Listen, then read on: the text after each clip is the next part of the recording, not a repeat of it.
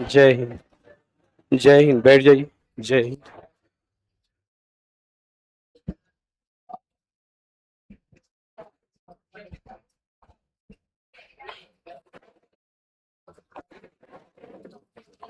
आवाज बढ़ाइए।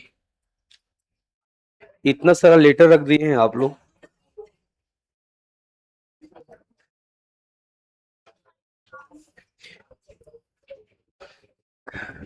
अब एक बात बताओ, आवाज बढ़ाइए भाई।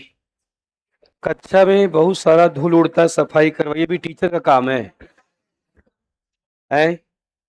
ये धूल उड़ता है तो टीचर साफ सफाई करवाए। आवाज बढ़ाइए। आवाज, रोशन आवाज बढ़ाओ। कुछ ज्यादा धूल उड़ता है तो आप देख लीजिए, ये क्लास में जो कागज है, बाकी चीजें जो प्लास्टिक है, कहाँ से आया है? आप बताइए क्या लिखा है? और वहां देखो क्या लिखा है। कचरा कहाँ डालना है? और आप कहाँ डालते हो? क्लास में डालते हो तो फिर सफाई तो आप ही को करना है। सफाई संडे संडे होता है, ठीक है ना? आवाज और बढ़ाओ, मेरी आवाज जा नहीं पाएगी, तबीयत खराब है। और देखते हैं क्या क्या लिखा है आप लोगों ने। द्वीपीय महाद्वीप क्या है? रंजन कुमार राय। कौन है रंजन कुमार राय? कहाँ है? ये तुमने कहा द्वीपीय महाद्वीप क्या? कुछ नहीं होता, बेकार की बातें नहीं। बेकार की बिल्कुल बातें नहीं। ऑस्ट्रेलिया तुम्हारा द्वीपीय महाद्वीप है या महाद्वीपीय देश है? गलत लिखा है, काट दो। काट दो उसे। एनसीईआरटी में कहाँ कहाँ गलत लिखा है तुमको बता देता हूँ। इतने बड़े लैंड को तुम द्वीप बोल सकते हो? इतना जवाब दो।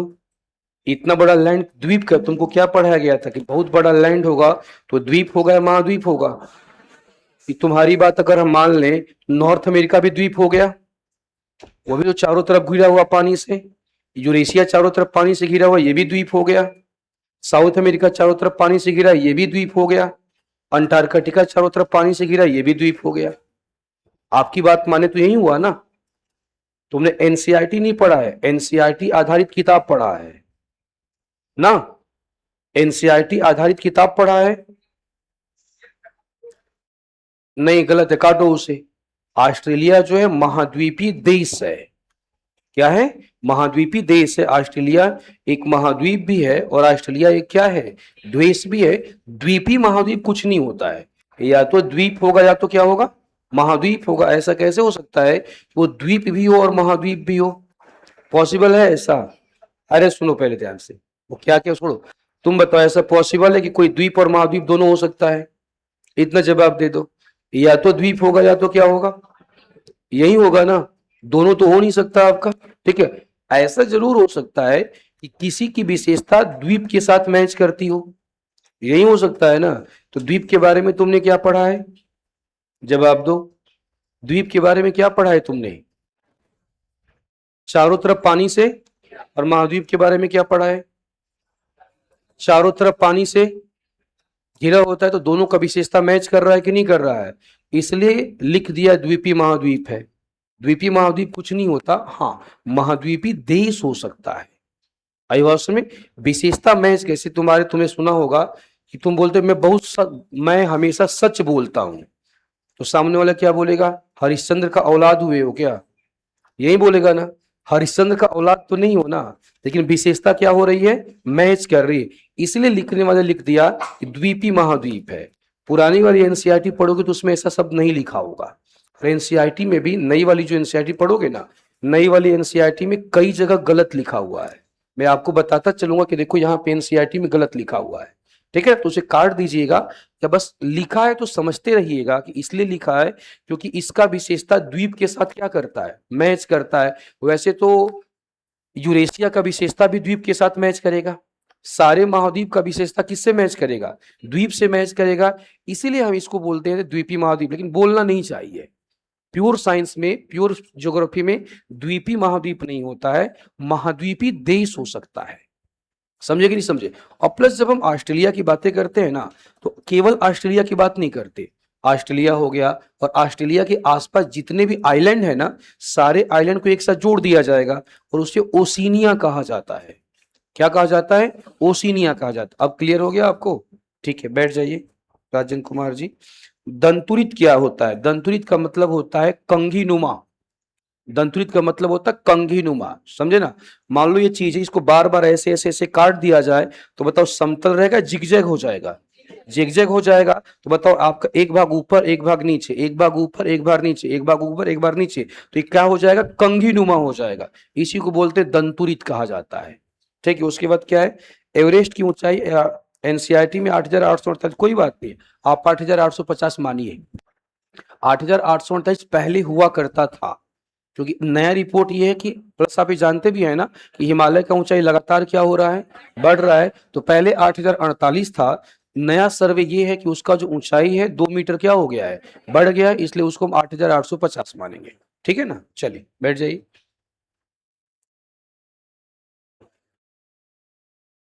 महासागर कैसे बना? वर्षा से महासागर बना था। मैग्मा का जमाव पानी में हो तो उसे क्या बोलते हैं? किसका है क्वेश्चन ये? कौन है? मनीष। मैग्मा का जमाव कहीं भी हो लावा ही कहलाएगा। मैग्मा का जमाव कहीं भी हो जाए, पृथ्वी की सतह पे हो जाए, पानी के अंदर हो जाए, आपका कहीं भी हो जाए, बस पृथ्वी के सतह पे होना चाहिए, वो लावा ही कहलाएगा। आदिवासी में अब मैग्मा के जमाव से हो सकता है कि द्वीप बन जाए। पानी में अगर उसका जमाव होगा तो चारों तरफ पानी हो जाएगा, तो द्वीप बन जाएगा, उसे ज्वालामुखी द्वीप कहते हैं। और भारत का जो बैरन है वो ऐसे द्वीप का उदाहरण है। क्लियर हुआ? बैठ जाइए।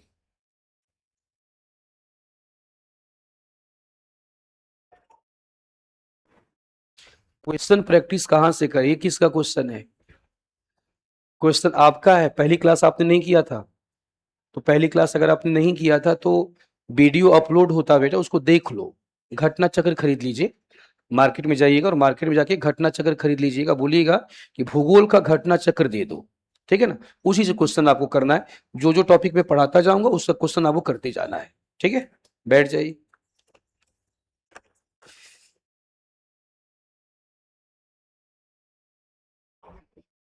मनीष कुमार कौन है?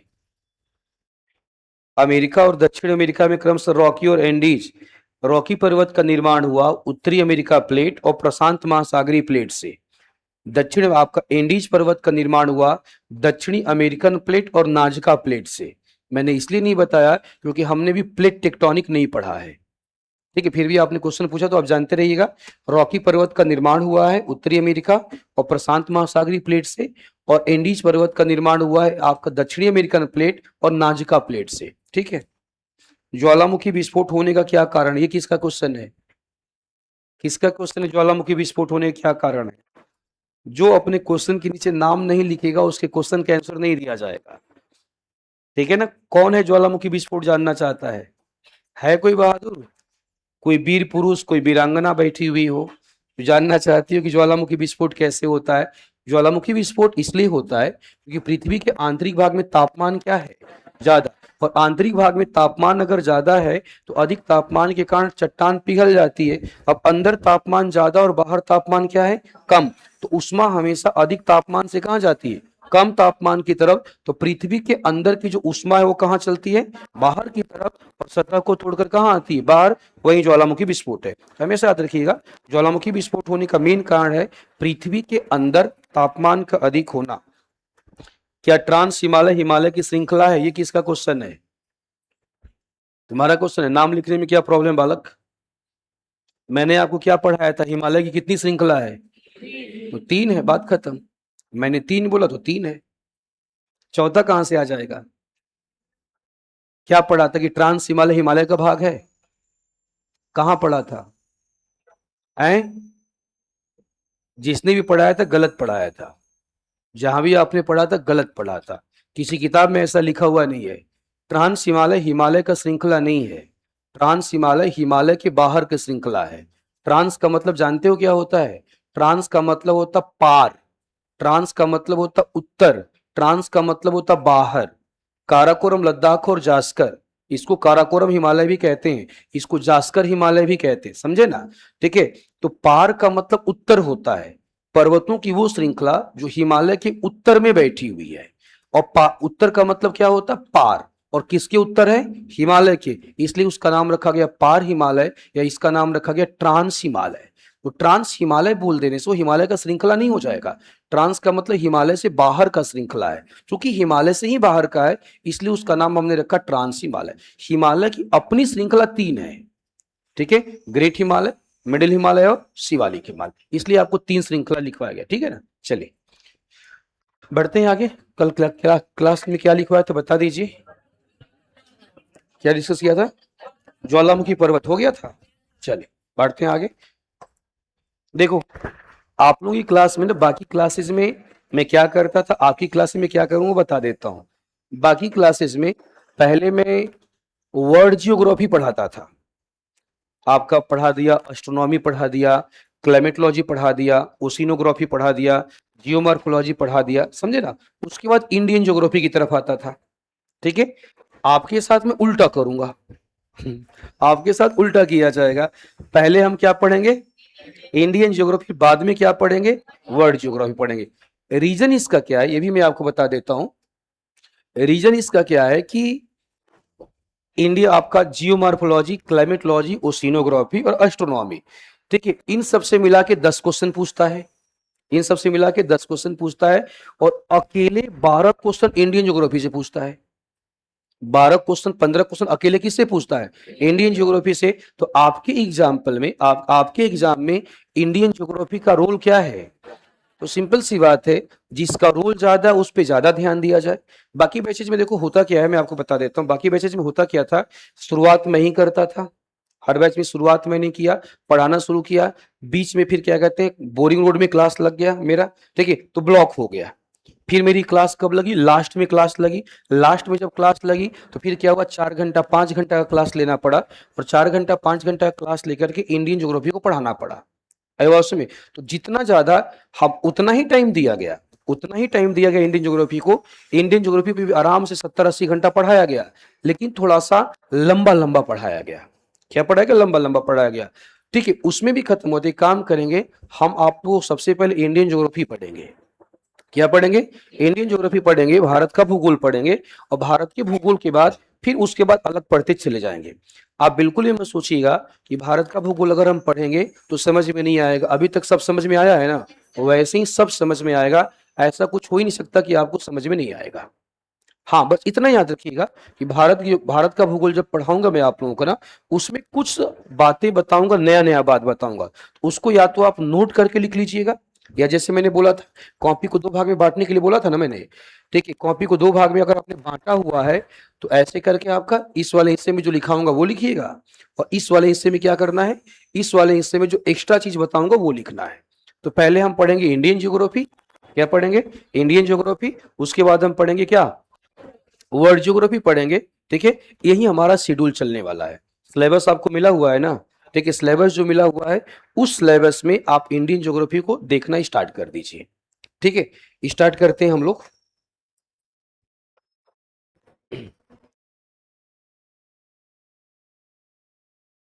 स्टार्ट करते हैं हम लोग अवरोधक पर्वत, यही पढ़ना है ना हम लोगों को, अवरोधक पर्वत।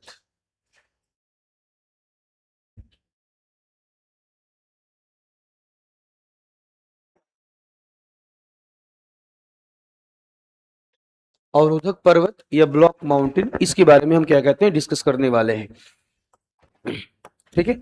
समझिए थोड़ा सा। क्वेश्चन देखो ये उठा कि अवरोधक पर्वत क्या है या ब्लॉक माउंटेन क्या है, या इसी को हम लोग बोलते हैं हॉर्ज माउंटेन बोलते हैं। क्या बोलते हैं? Horde mountain. सुनिए थोड़ा ध्यान से आप लोग। सपोज कीजिए ये एक माउंटेन है, सारे बच्चे समझेंगे। ये एक माउंटेन है, आप सॉरी ये एक लैंड है। इसे मान लिया गया कि यह एक लैंड ऐसे।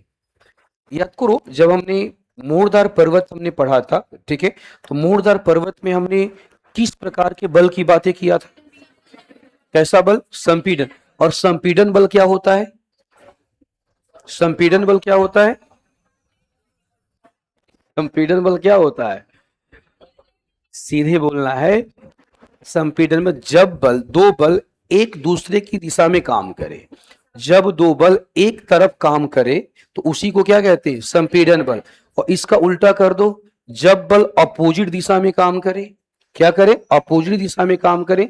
इसका मतलब ये हुआ कि अगर मान लीजिए बल ऐसे काम करे, सुनिए आप लोग, ये बल मान लेते हैं ऐसे काम करे, तो अगर ये बल मान लो उल्टे दिशा में काम करेगा, सुनते जाओ, अगर ये बल क्या कहते हैं उल्टे दिशा में काम करेगा, तो बिल्कुल सिंपल सी बात यहाँ पे ये है, उल्टे दिशा में काम करेगा तो ये लैंड ऐसे ही रहेगा, या एक लिमिट के बाद टूट जाएगा। क्या हो जाएगा? टूट जाएगा।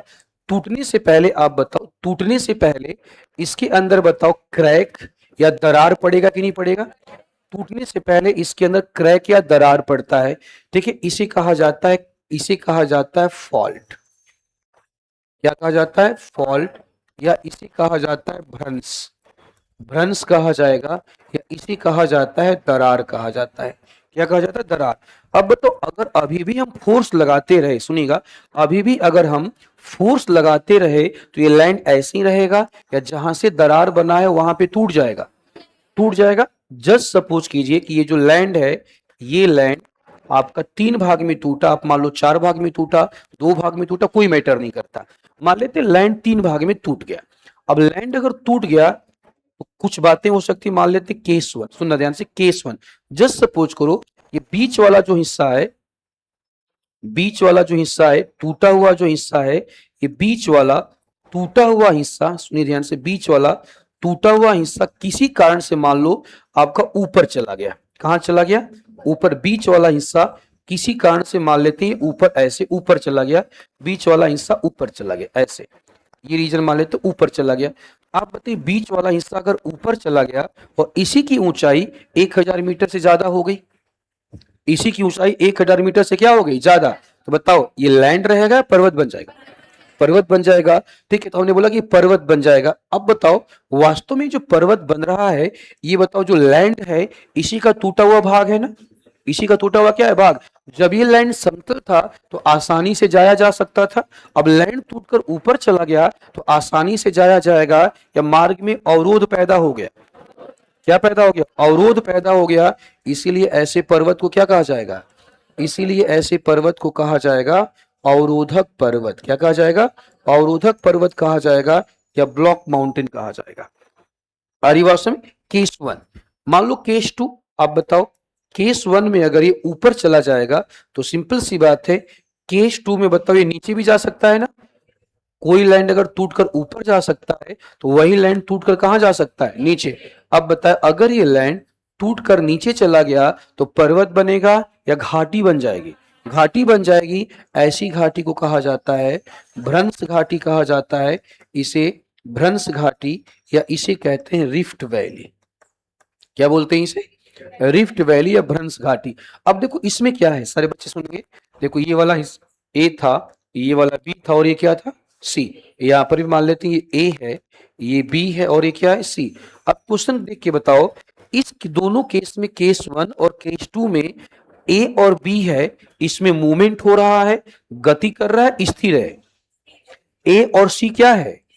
लेकिन गति कौन कर रहा है? या तो बी ऊपर जा रहा है या तो बी नीचे। इसका उल्टा करो। ऐसा भी तो हो सकता है ना कि बी वाला स्थिर हो जाए, ए और सी ऊपर नीचे गति करने लगे। हो सकता है कि नहीं हो सकता है? तो केस नंबर 4, केस नंबर 4 3 की तरफ चलते हैं, ठीक है। अब समझना बीच वाला हिस्सा वैसे ही है, सुनिए, बीच वाला हिस्सा वैसे ही है, बीच वाला हिस्सा वैसे ही है, और ये देखो ए हो गया, और ये क्या है? सी, और ये क्या है? बी। अब यहाँ पे ए और सी नीचे चला गया, देखिए ए और सी कहाँ चला गया?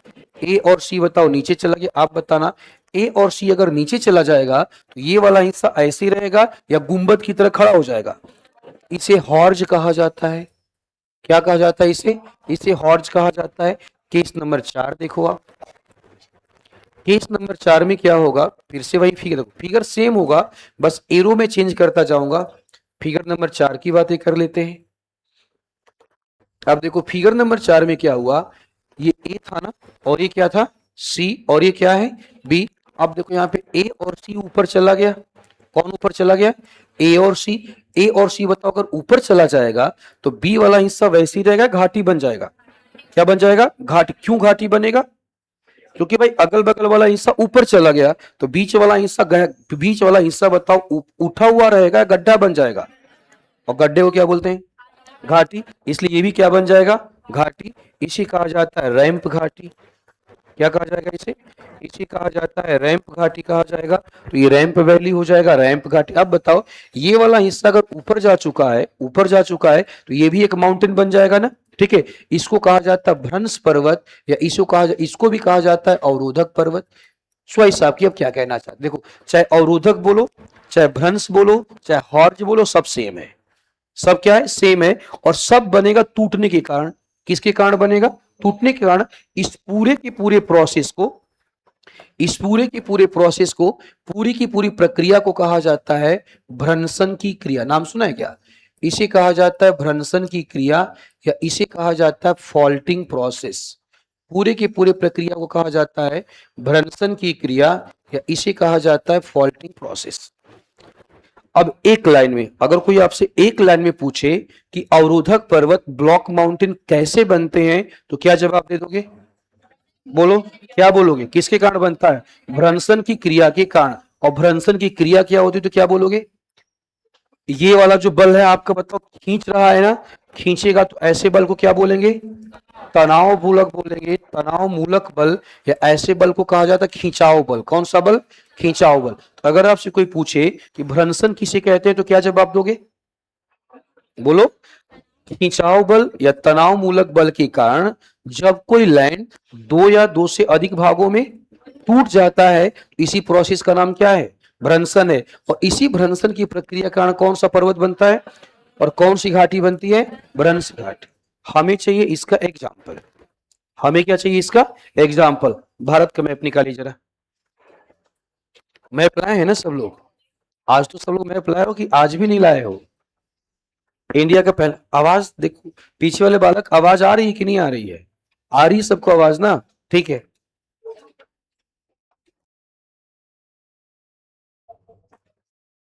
इंडिया का एक मैप निकालिए।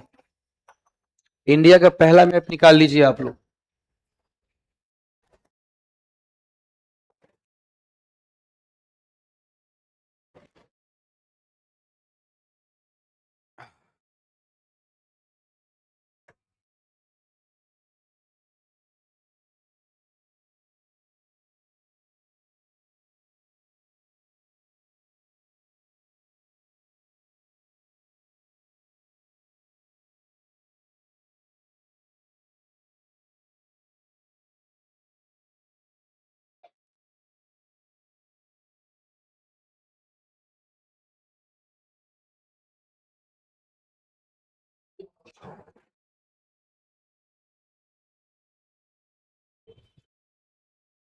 देखिए, ये इंडिया का मैप है, ठीक है। इंडिया के मैप में हम देखने वाले हैं सारे बच्चे, इंडिया का प्राकृतिक मैप आप देखेंगे, भौतिक मैप आप देखेंगे। ये वाला हिस्सा सारे लोग देखिए, यहाँ पे ऐसे, यहाँ पे आके देखो, लिखा होगा विंध्यन माउंटेन या विंध्यन रेंज लिखा होगा। देखो क्या लिखा हुआ है, सारे बच्चे देख के बताओ, यहाँ पे विंध्यन लिखा हुआ है क्या? विंध्यन माउंटेन या विंध्यन रेंज, जो भी लिखा हुआ है, विंध्यन पर्वत या विंध्यन माउंटेन। इंडिया का पहला मैप निकालना। बालक कहाँ भागे जा रहे हो? पहला मैप निकालो, बिल्कुल पहला मैप निकालो भारत का। भारत का पहला मैप निकालो, बस उसी में देखो, लेफ्ट वाले मैप में, उस लेफ्ट वाले मैप में देखो, जहां मैं दिखा रहा हूं वहां पे जाके देखो, लिखा होगा विंध्यन माउंटेन या विंध्यन रेंज। मिला सबको? है एटलस में? बना दीजिए गोला। एक काम किया गया, ये सुनिए आप लोग, आज घर पे आज फिर क्लास के बाद जाइएगा, दो तीन चार कलर का मार्कर खरीद लीजिएगा। लाल कलर का, रेड कलर का, येलो कलर का, ग्रीन कलर का, पिंक कलर का, कई कलर का मार्केट कर, अब डिसाइड कर लीजिएगा कि जब माउंटेन में बोलूंगा तो किस कलर से आप डिसाइड करोगे। घाटी बोलूंगा तो कौन सा कलर होगा, रिवर बोलूंगा तो कौन सा कलर होगा, और उसी कलर से आप मार्क करते हुए चलिएगा। ठीक है ना? तो सबको बताओ, विंध्यन मिला? ठीक है, तो जाकर के वहां पे लिख देना है, जहां पे विंध्यन लिखा हुआ है, अपने एटलस में जाके लिख देना है अवरोधक पर्वत का उदाहरण। अपने एटलस में लिखना है अवरोधक पर्वत का उदाहरण।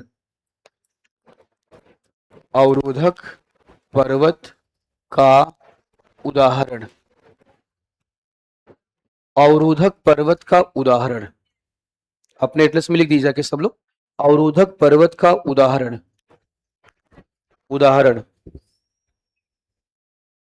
अवरोधक पर्वत का उदाहरण लिख दिया सबने? चलो बढ़ते हैं इससे आगे। विंध्यन पर्वत के नीचे देखना, विंध्यन पर्वत के नीचे देखो आप लोग, लिखा होगा सतपुरा। उसी के ठीक नीचे देखो एक पर्वत लिखा होगा, उसका नाम है सतपुरा हिल्स या सतपुरा पर्वत। देखो हाँ भाई, तुम्हारा एटलस कहाँ है? हाँ खड़े हो जाओ, कहाँ है तुम्हारा एटलस? आज तुम्हारा पहला दिन, अच्छा कोई बात नहीं है, ठीक है लिख लो, उसमें लिख रहे हो ना, ठीक है। सतपुरा हिल्स मिला बालिकाओं, मिल गया सतपुरा, ठीक है। तो सतपुरा जो है ना, इसको भी लिख देना अवरोधक पर्वत, सतपुरा को भी लिख देना है अवरोधक पर्वत, ब्लॉक माउंटेन या अवरोधक पर्वत। तो सतपुरा भी हो गया अवरोधक पर्वत, ठीक है। अब सुनो ध्यान से, हमें पर्वत मिल गया और पर्वत के बाद हमको भ्रंश घाटी चाहिए। क्या चाहिए? भ्रंश घाटी।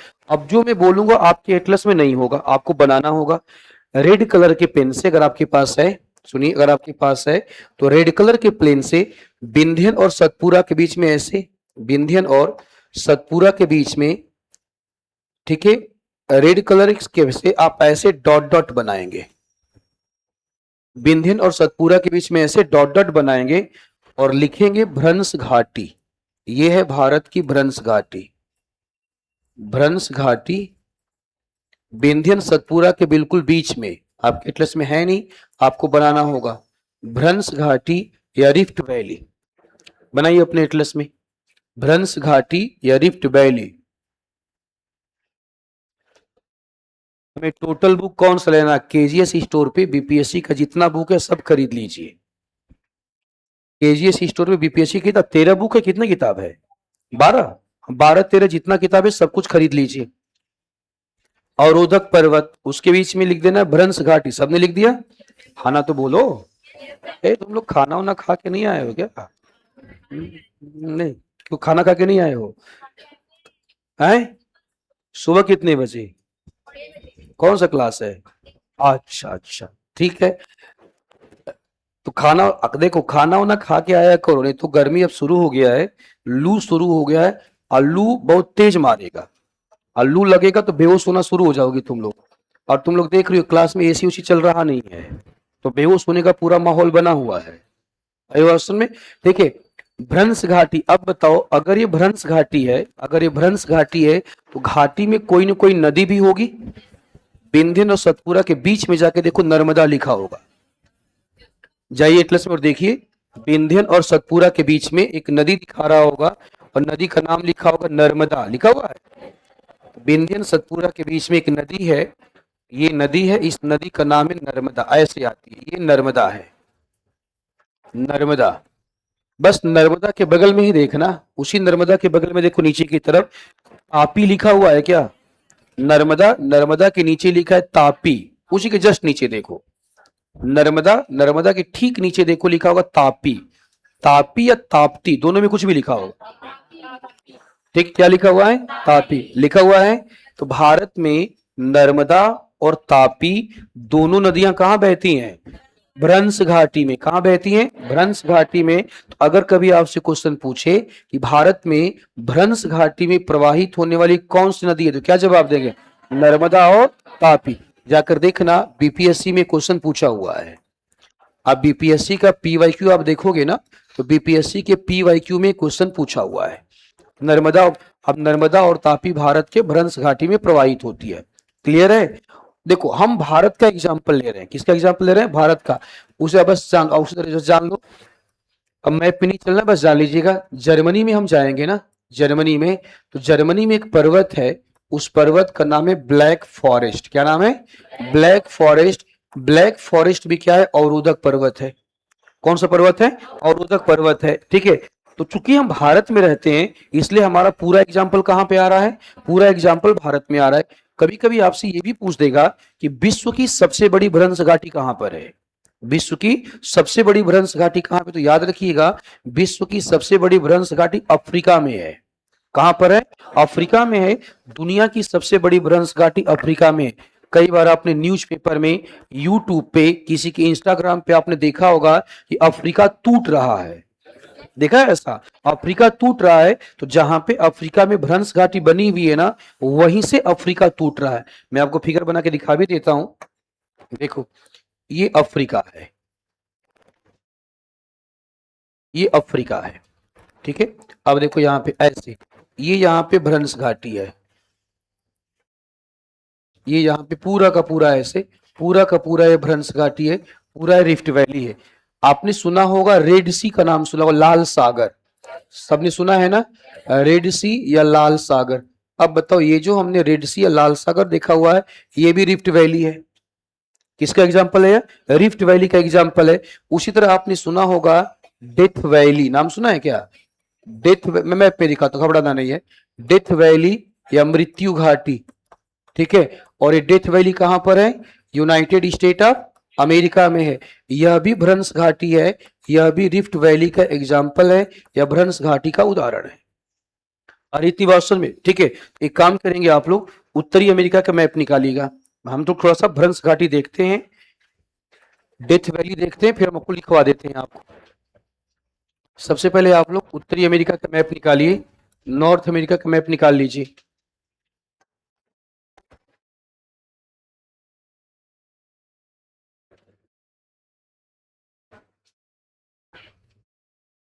सबसे पहले हम लोग नॉर्थ अमेरिका का मैप निकालेंगे। सारे बच्चे इधर देखो, ये देखो नॉर्थ अमेरिका है, ये क्या है? नॉर्थ अमेरिका है, उत्तरी अमेरिका है। तो सभी लोग उत्तरी अमेरिका में आ जाइए। आ गए हैं आप लोग?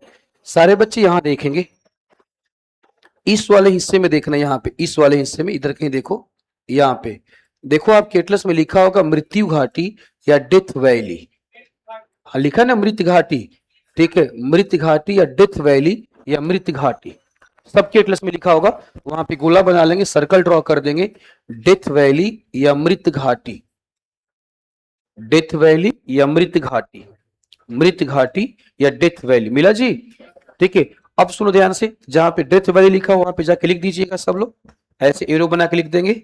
भ्रंश घाटी का उदाहरण है, भ्रंश घाटी का उदाहरण है, भ्रंश घाटी का उदाहरण है,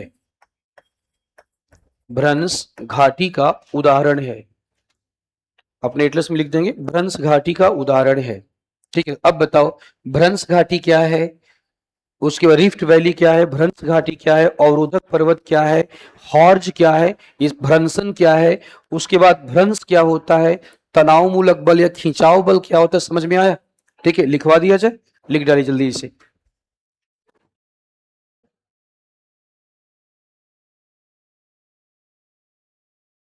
लिखना स्टार्ट कीजिए।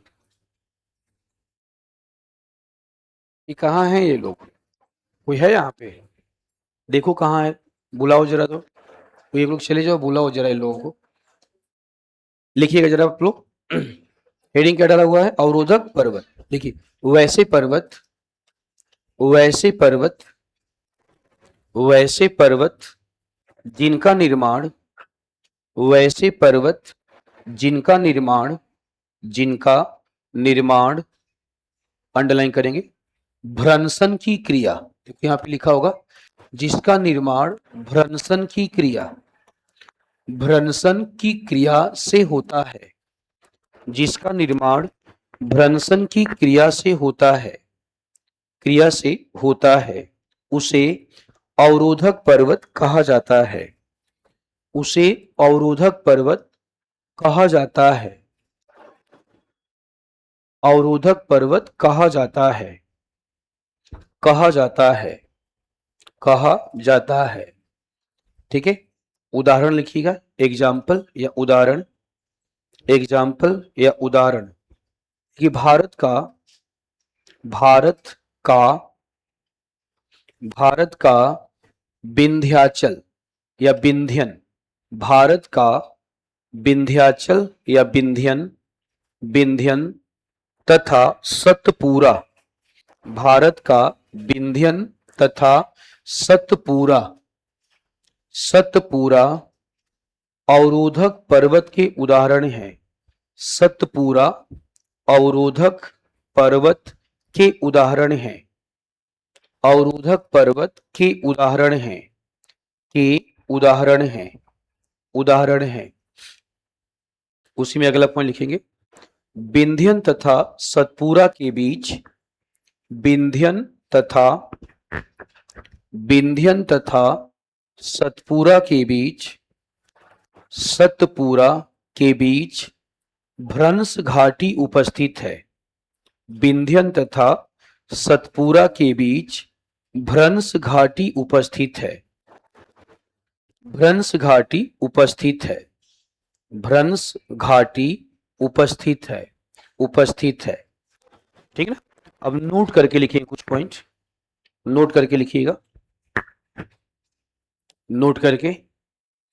जर्मनी का, जर्मनी का, जर्मनी का ये चल नहीं रहा क्या एसी?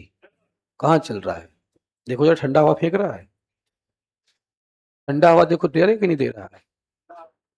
तो ठंडा हवा नहीं दे रहा तो चलाने का क्या फायदा है? देखो जर्मनी का, जर्मनी का ब्लैक फॉरेस्ट, जर्मनी का ब्लैक फॉरेस्ट, ये देखो लिखा हुआ है, जर्मनी का ब्लैक फॉरेस्ट, ब्लैक फॉरेस्ट भी, ब्लैक फॉरेस्ट भी अवरोधक पर्वत का उदाहरण है। ब्लैक फॉरेस्ट भी अवरोधक पर्वत का उदाहरण है। ब्लैक फॉरेस्ट भी अवरोधक पर्वत का उदाहरण है, उदाहरण है। अगला पॉइंट,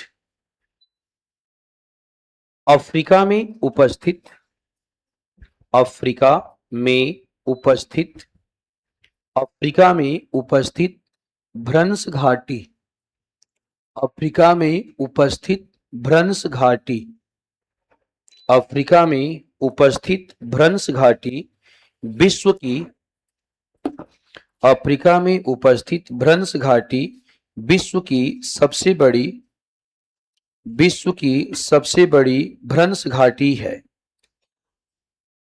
विश्व की सबसे बड़ी भ्रंश घाटी है, सबसे बड़ी भ्रंश घाटी है, भ्रंश घाटी है, घाटी है। अगला पॉइंट, अगला पॉइंट, पाकिस्तान में उपस्थित, पाकिस्तान में उपस्थित, उपस्थित सॉल्ट रेंज, या सॉल्ट रेंज या ब्रैकेट में पर्वत, पाकिस्तान में उपस्थित सॉल्ट रेंज या पर्वत, पर्वत अवरोधक पर्वत, अवरोधक पर्वत या भ्रंश पर्वत का उदाहरण है, अवरोधक पर्वत या भ्रंश पर्वत का उदाहरण है, भ्रंश पर्वत का उदाहरण है, उदाहरण है, उदाहरण है। अगला पॉइंट, भारत में, भारत में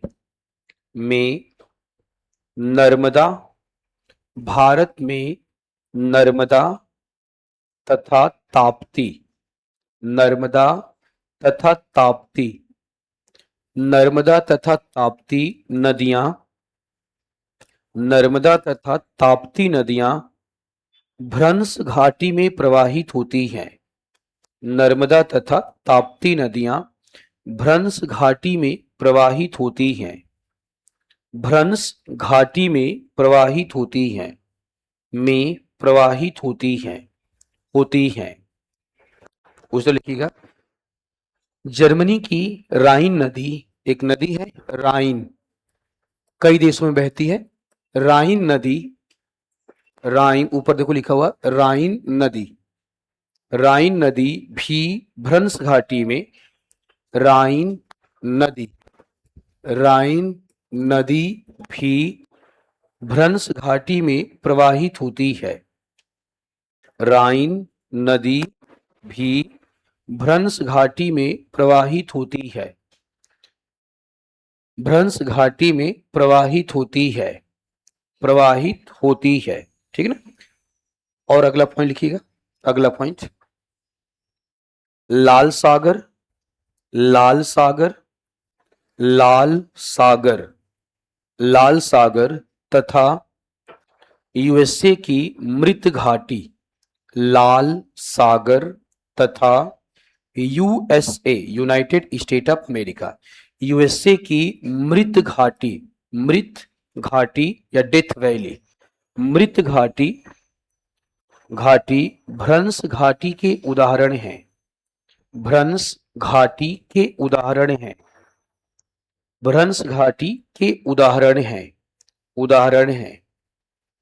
एक पॉइंट और सुनिए, जानते रहिएगा, जो डेथ वैली है ना, जो मृत घाटी है, ये क्या है, विश्व के सबसे गर्म स्थानों में एक है। दो स्थान है जो विश्व में सबसे गर्म स्थान है, अल्जीरिया का अल्जीरियस और अमेरिका का डेथ वैली। यहाँ का टेम्परेचर 57, 58, 59 डिग्री सेंटीग्रेड चला जाता है, इसीलिए इसे दुनिया का सबसे गर्म स्थान माना जाता है। नोट में अगला पॉइंट लिख दीजिएगा, नोट में अगला पॉइंट, अल्जीरिया का अल्जीरियस, अल्जीरिया का अल्जीरियस, अल्जीरिया का अल्जीरियस लिखा हुआ है, अल्जीरिया का अल्जीरियस, अल्जीरियस तथा अल्जीरिया का अल्जीरियस तथा यूएसए की मृत घाटी, यूएसए की मृत घाटी, यूएसए की मृत घाटी विश्व के विश्व के विश्व के सबसे गर्म स्थान है, विश्व के सबसे गर्म स्थान है, सबसे गर्म स्थान है, विश्व के सबसे गर्म स्थान है। याद रहेगा ना आप लोगों को। अगर मान लो ऑप्शन में दोनों आ गया तो, दोनों आ गया तो हम क्या टिक करेंगे, पहले हमने किसको लिखा है, अल्जीरिया, हम क्या टिक कर देंगे, अल्जीरियस, और दोनों में से कोई एक करा तो प्रॉब्लम ही नहीं है, ठीक है ना। चलो ये हो गया आपका, ठीक है। अब नोट में ये भी लिख देना भ्रंशन क्या होता है, नोट में लिखो, नोट में लिखो, नोट में ही हम लोगों को लिखना है भ्रंशन, भ्रंशन या फॉल्टिंग, भ्रंशन या फॉल्टिंग, भ्रंशन या फॉल्टिंग लिखेंगे।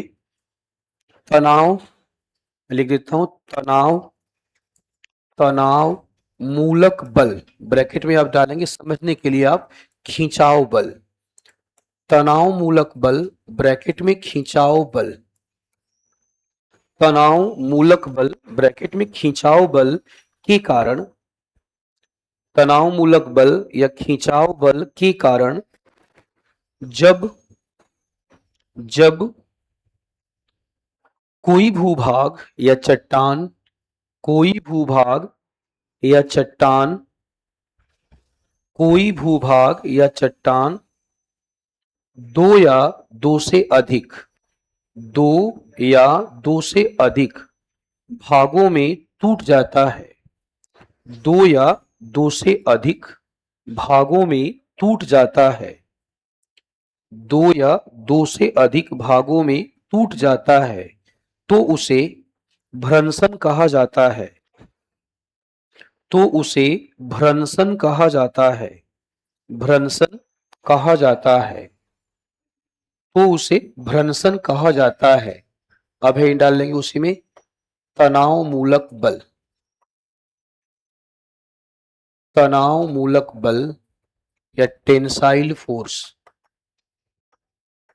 तनाव मूलक बल या टेंसाइल फोर्स, टेंसाइल फोर्स या तनाव मूलक बल, ठीक है। इसको भी नोट में चल रहा है सब कुछ ना, नोट में लिखते चलना है, टेंसाइल फोर्स या तनाव मूलक बल।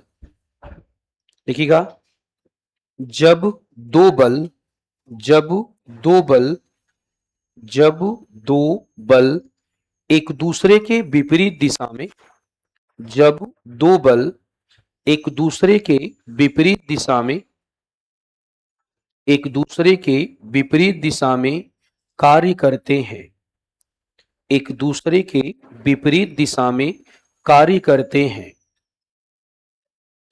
विपरीत दिशा में कार्य करते हैं, तो इसे तनाव मूलक बल, तो इसे तनाव मूलक बल कहा जाता है, तनाव मूलक बल कहा जाता है, तनाव मूलक बल कहा जाता है, कहा जाता है। ठीक है, तो तनाव मूलक बल क्या है समझ में आया। अब उसी में हेडिंग डालना, भ्रंश के प्रकार या भ्रंशन के प्रकार, भ्रंश के प्रकार या भ्रंशन के प्रकार,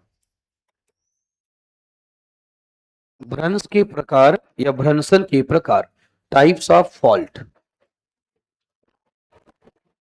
types of fault, types of fault. ठीक है, सुनना ध्यान से। टाइप्स ऑफ फॉल्ट की बातें करेंगे। देखो दो बातें हो सकती है, सारे बच्चे समझना। मान लो देखो ये कोई लैंड है, सारे बच्चे देखेंगे ये कोई लैंड है मान लो, और ये लैंड टूट गया। क्या हो गया? टूट गया। और मान लेते हैं दो भागों में टूटा, और टूटने के बाद क्या हुआ सुनिएगा, टूटने के बाद क्या हुआ, लैंड ऊपर नीचे गति करने लगा। कहां गति करने लगा? ऊपर नीचे गति करने लगा। इसे कहा जाता है सामान्य भ्रंश। क्या कहा जाता है? सामान्य भ्रंश। लेकिन मान लो ये लैंड टूटा, लैंड क्या हुआ? टूटा, और टूटने के बाद उल्टे दिशा में गति करने लगा। एक पूरब जा रहा है तो एक कहां जा रहा है? पश्चिम जा रहा है। या एक उत्तर जा रहा है तो एक कहां जा रहा है? दक्षिण। तो जब टूटने के बाद टूटा हुआ भूखंड एक दूसरे के विपरीत दिशा में काम कर, आपको विपरीत दिशा में गति करने लगे, बताओ विपरीत अगर गति करेगा तो रिवर्स हो गया ना। विपरीत का मतलब क्या हुआ इंग्लिश में? रिवर्स। इसे कहा जाता है रिवर्सल फॉल्ट कहा जाता है। रिवर्सल फॉल्ट का मतलब उल्टा। क्या होता है? उल्टा। इसे कहा जाता है व्युत्क्रम भ्रंश, इसे कहा जाएगा व्युत्क्रम भ्रंश। अगर आपसे कभी पूछा जाए कि आप ये बताओ सामान्य भ्रंश क्या है, तो क्या जवाब दोगे? सामान्य भ्रंश क्या है तो क्या जवाब दोगे? बोलो। सामान्य भ्रंश में क्या बोला गया कि टूटने के बाद जो टूटा हुआ भूभाग है वो उल्टी दिशा में गति करेगा या ऊपर नीचे। तो ऊपर नीचे गति करे तो क्या हो जाएगा? लेकिन वो ऊपर नीचे गति ना करके उल्टा दिशा में गति करने लगे। एक पूरब जाए तो एक कहां जाए? पश्चिम। एक उत्तर जाए तो एक कहां जाए? दक्षिण। अगर उल्टी दिशा में गति करेगा उसे सामान्य भ्रंश बोलेंगे या उल्टा भ्रंश बोलेंगे? उल्टा। इसीलिए उसे कहा जाता है व्युत्क्रम भ्रंश कहा जाता है, या इसे कहा जाता है रिवर्सल फॉल्ट कहा जाता है। क्या कहा जाता है इसे? रिवर्सल फॉल्ट कहा जाता है। तो ये हो जाएगा दो प्रकार का भ्रंश। तो जहां पे लिखा आपने भ्रंश के प्रकार, ऐसे दो पार्ट में तोड़ दीजिएगा। एक में लिखेंगे सामान्य भ्रंश, एक में लिखना है सामान्य भ्रंश, नॉर्मल फॉल्ट,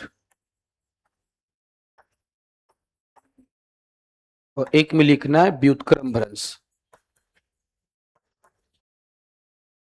व्युत्क्रम भ्रंश या रिवर्सल फॉल्ट। व्युत्क्रम भ्रंश या रिवर्सल फॉल्ट।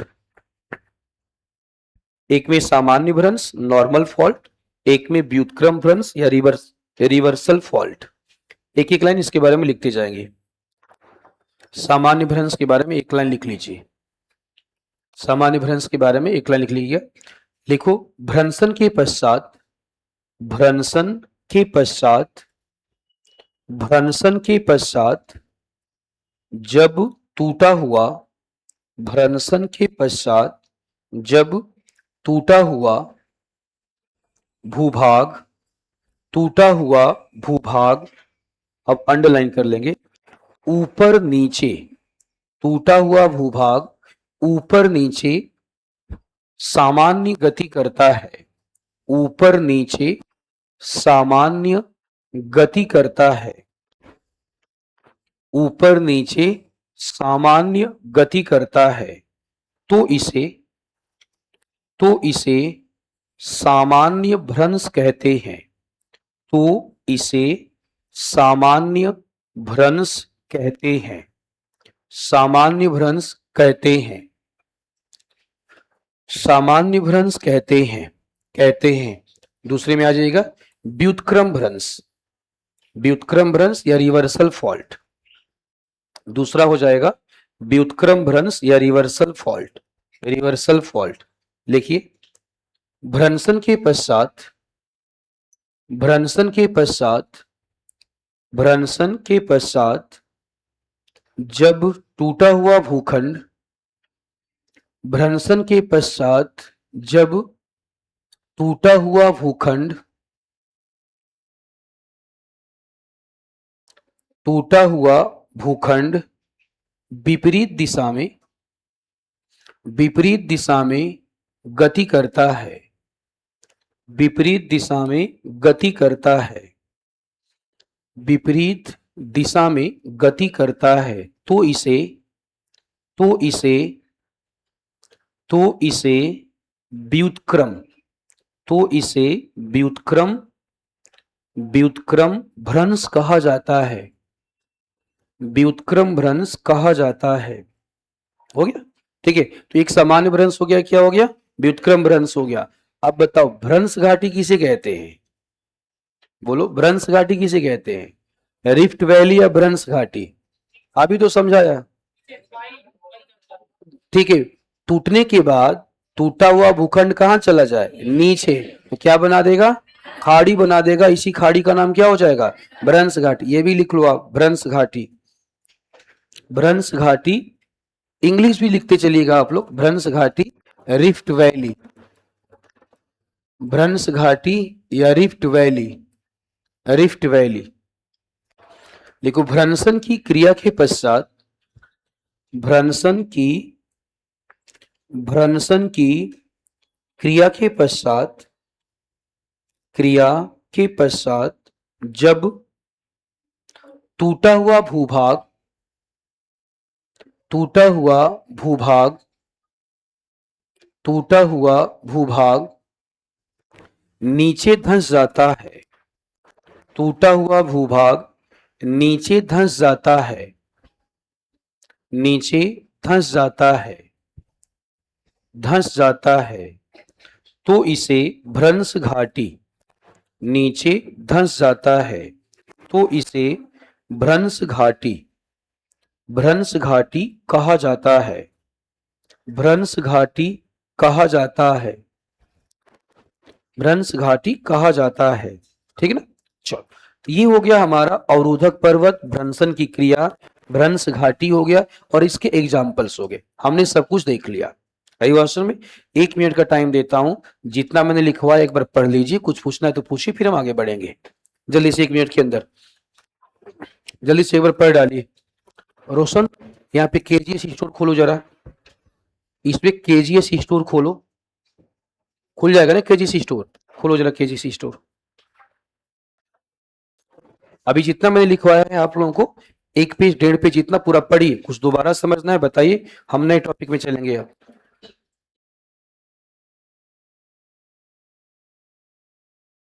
अच्छा, एक लिखी हुई खान सर की लाडली, अच्छा अच्छा, लाडली तुम खान सर की, पापा की लाडली नहीं हो, तो मम्मी की क्या हो, ठीक है। एक बोल सर ऊपर धस, बताओ कोई लाइन ऊपर धंसेगा या नीचे धंसेगा, नहीं ऊपर कैसे धंसेगा, वो ऊपर धंसेगा, ऊपर जाएगा, और ऊपर जाएगा तो अवरोधक पर्वत बन जाएगा, और नीचे धंस गया तो क्या बन जाएगा, ठीक है, घाटी बन जाएगा। पढ़िए जल्दी से, जल्दी से पूरा पढ़ लीजिए।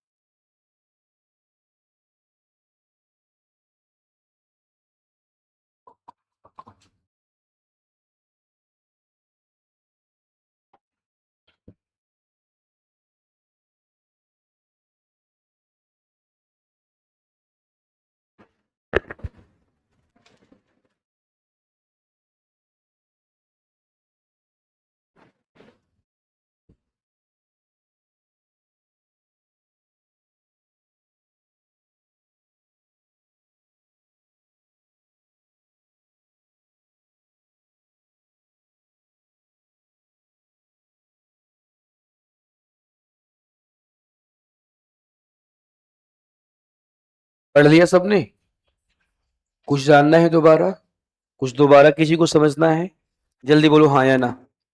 एक लोग पूछते हैं ब्लॉक माउंटेन क्या होता है, सीधा सा बोलना है ब्लॉक माउंटेन भ्रंशन की क्रिया के द्वारा जब लैंड टूट जाता है और उसका टूटा हुआ भाग कहाँ चला जाए, ऊपर चला जाए, ऊंचाई 1000 मीटर से ज्यादा हो जाए, तो ऐसे ही पर्वत को ब्लॉक माउंटेन या अवरोधक पर्वत बोलते हैं। और नीचे धंस जाए तो नीचे धंसने के बाद एक घाटी बना देगी, और ऐसी घाटी का नाम क्या हो जाएगा? भ्रंश घाटी। ऐसे घाटी की एग्जाम्पल भी मैंने आपको बता दिया। लाल सागर इसका एग्जाम्पल है, डेथ वैली एग्जाम्पल है, नर्मदा आपकी जो घाटी इसका एग्जाम्पल है, तापी घाटी एग्जाम्पल है, और अफ्रीका में तो भ्रंश घाटी सबसे बड़ी भ्रंश घाटी है।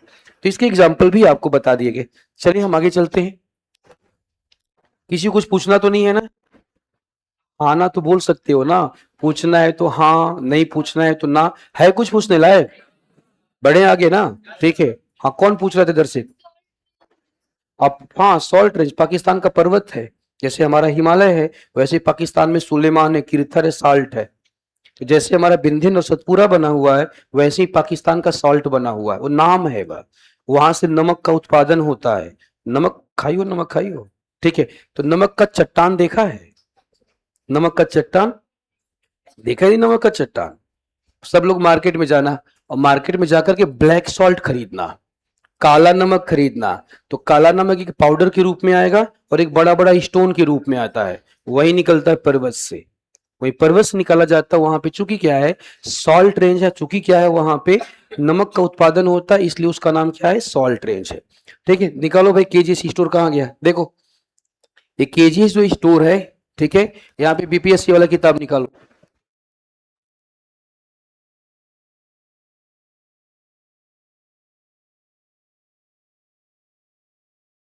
कहाँ है भाई? इसमें कोई इसमें है ही नहीं, ये किताब का है। ये तो तुम्हारा हो गया मेंस वाला किताब हो गया, तो ये मेंस वाला किताब भी खरीद लेना है। ये मेंस वाला किताब है, बूस्टर 1 और बूस्टर 2, पेपर 1 और पेपर 2, ये भी आप लोगों को खरीद लेना है, ये वाला। ठीक, उसके बाद देखते हैं बीपीएससी वाला किताब कहाँ गया।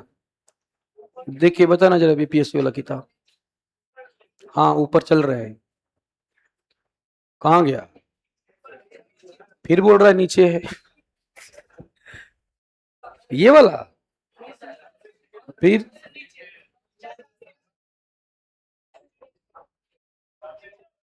हाँ चल रहे हैं सबसे नीचे, अभी मत बोलना कि ऊपर चलिए।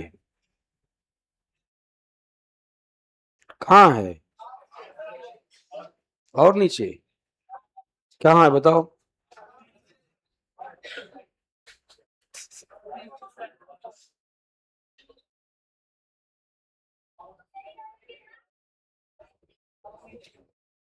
ये थोड़ा नीचे नीचे करके ना, किधर है जी?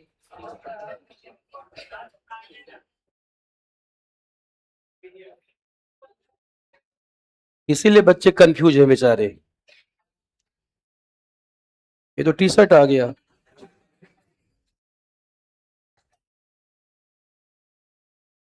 बालक कहाँ है किताब बीपीएससी वाली? बच्चे कैसे खरीदेंगे? हैं? तो शो नहीं करा तो कैसे खरीदेंगे वो सब? शो करवाओ उसे, आप बता देना उसको, बच्चों को बता दीजिए कैसे किताब खरीदेंगे। चलो हम चलते हैं आगे। अगला पर्वत हमारा है, अगला पर्वत हमारा है अवशिष्ट पर्वत। डालिए हेडिंग जरा तो आप लोग, अवशिष्ट पर्वत। अवशिष्ट पर्वत या रेजिडियस माउंटेन।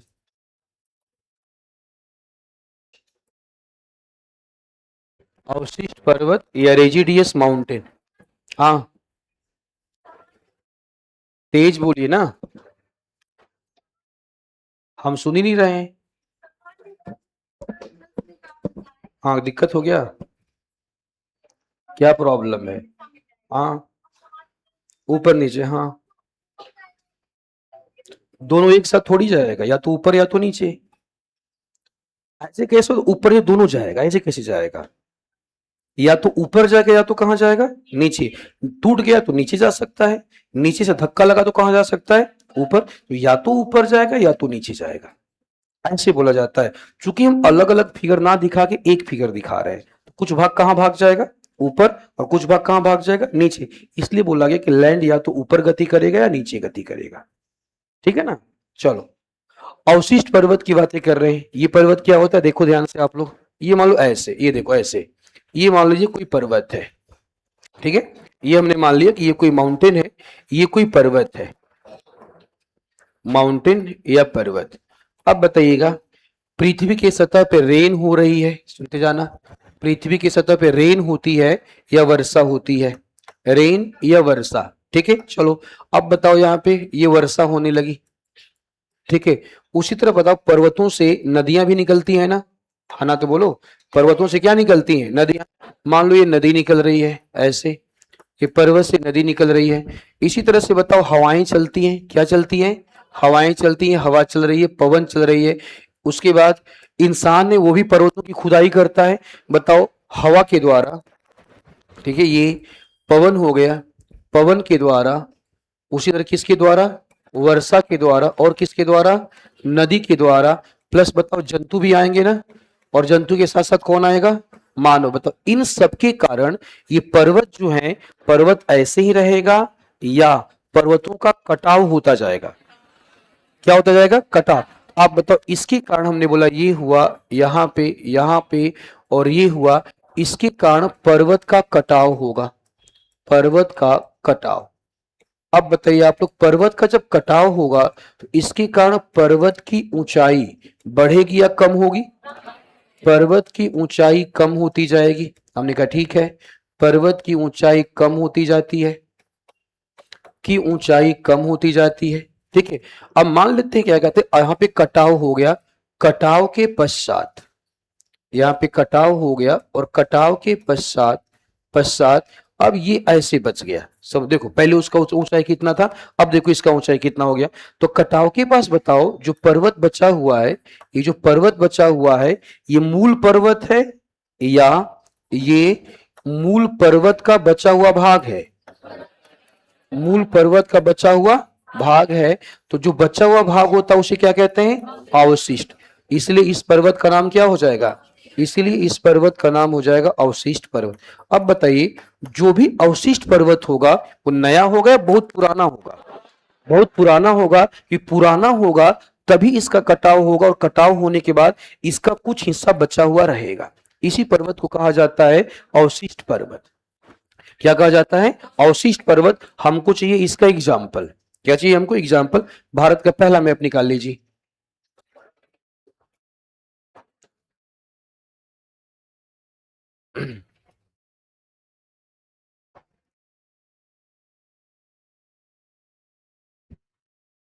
आ गए इंडिया के मैप में, चलो सारे बच्चे इधर देखेंगे।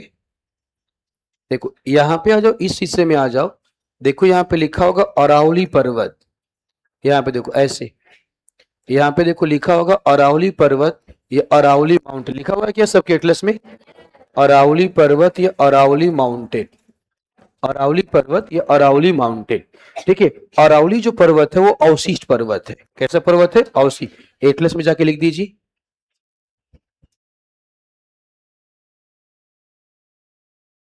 जहां पे अरावली लिखा हुआ वहां पे लिख दीजिए अवशिष्ट पर्वत का उदाहरण, अवशिष्ट पर्वत का उदाहरण,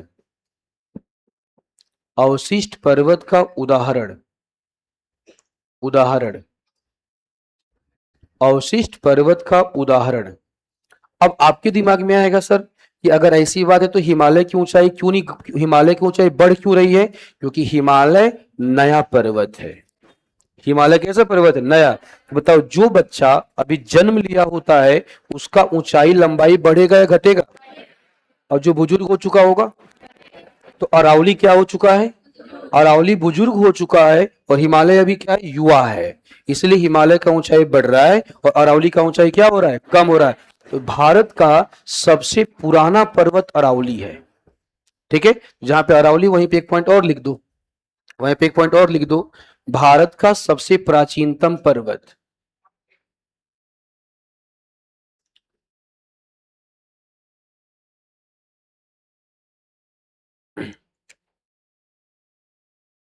भारत का सबसे प्राचीन पर्वत, राजमहल की पहाड़ी, राजमहल की पहाड़ी तुम्हारा ज्वालामुखी पर्वत है, अवशिष्ट पर्वत नहीं है वह।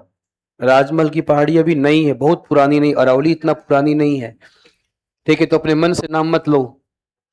ठीक है, अरावली हो गया। ठीक है। अरावली को पुराना पर्वत माना जाता है। उसी तरह से एक और पर्वत है यूनाइटेड स्टेट ऑफ अमेरिका में, अपलेशियन पर्वत है। कौन सा पर्वत है? Appalachian. United state of America में एक पर्वत है, उसका नाम है अपलेशियन, वो भी इसका एग्जाम्पल है। आयो ऑप्शन में लिख डालिएगा जरा सा, लिख लेंगे आप लोग।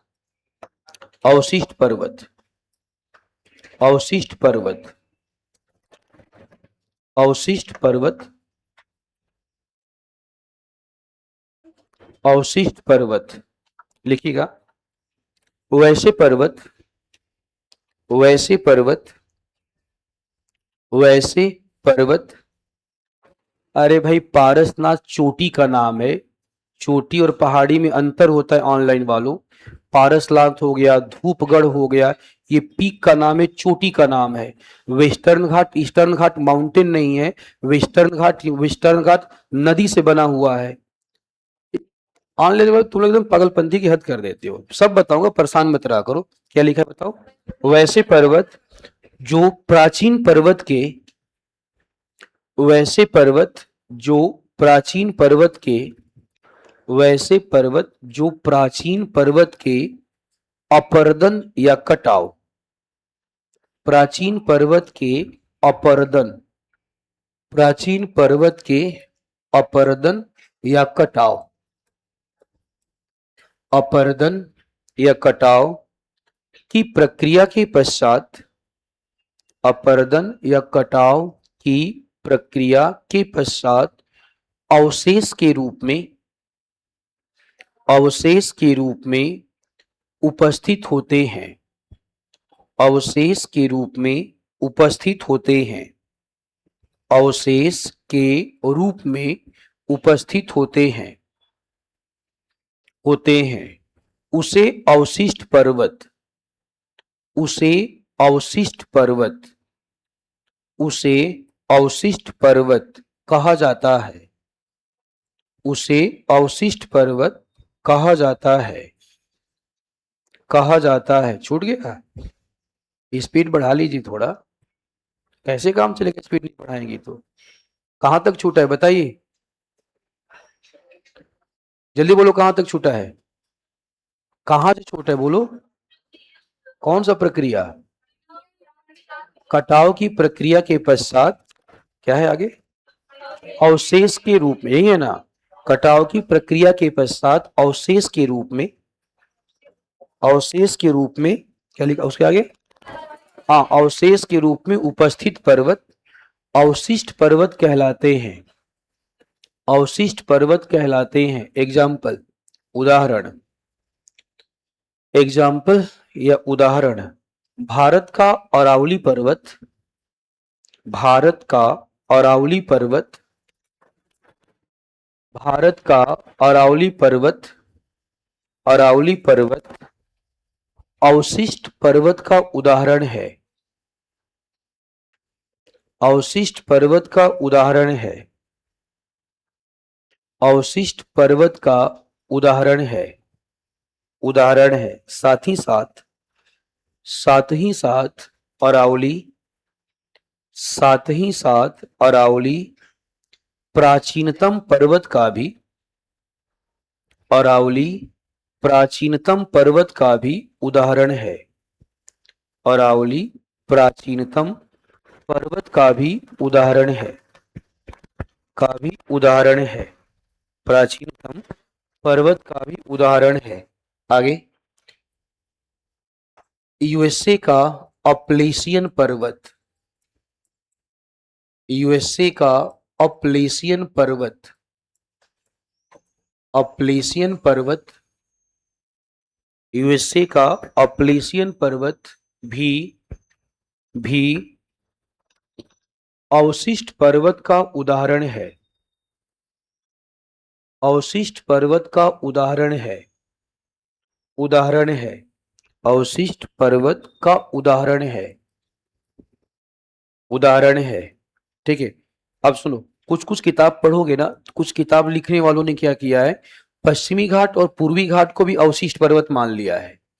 हमें नहीं मानना है, कि याद रखिएगा हम स्टैंडर्ड किताब की बातें मानेंगे। एनसीईआरटी हो गया उसकी बात मान लेंगे, उसके बाद आपका national book trust of India जो भारतीय प्रकाशन, उसकी बातें मान लेंगे।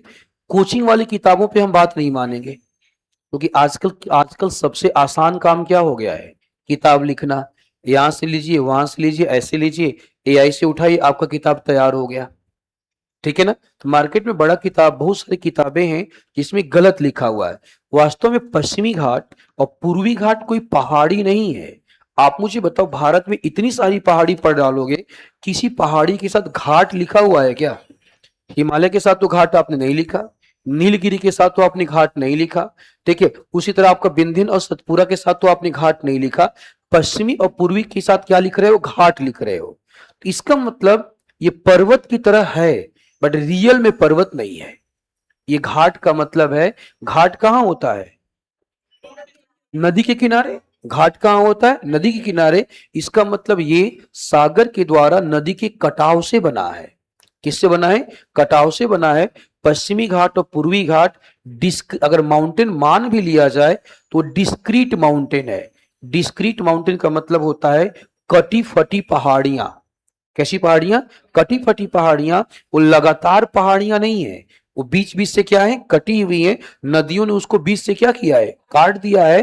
तो जैसे हिमालय लगातार पहाड़ी है, अरावली क्या है? लगातार पहाड़ी है। विंध्यन क्या है? लगातार पहाड़ी है। पश्चिमी घाट पूर्वी घाट लगातार नहीं है, वो बीच में कटा हुआ है, कटा हुआ है। इसलिए उसको डिस्क्रीट माउंटेन कहते हैं या कटी फटी पहाड़ी कहते हैं।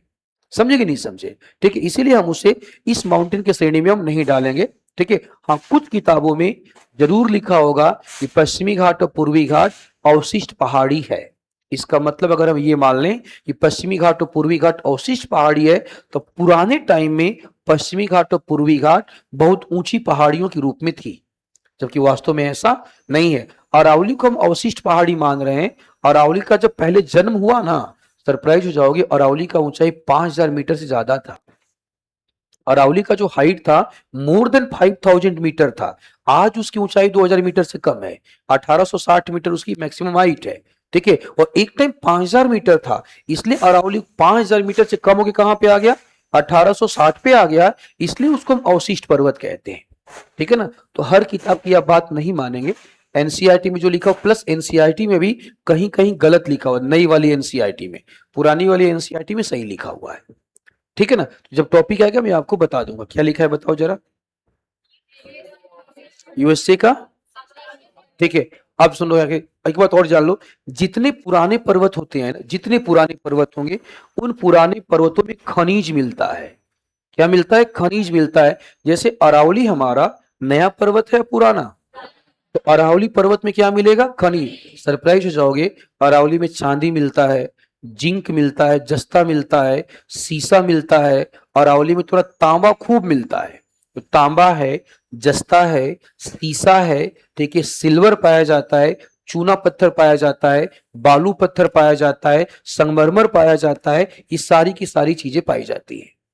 क्या है ये? सारी की सारी चीजें पाई जाती, इसीलिए वो खनिजों के लिए जाना जाता है। किसके लिए? खनिजों के लिए। तो लिखोगे इसे, अब रहने दे।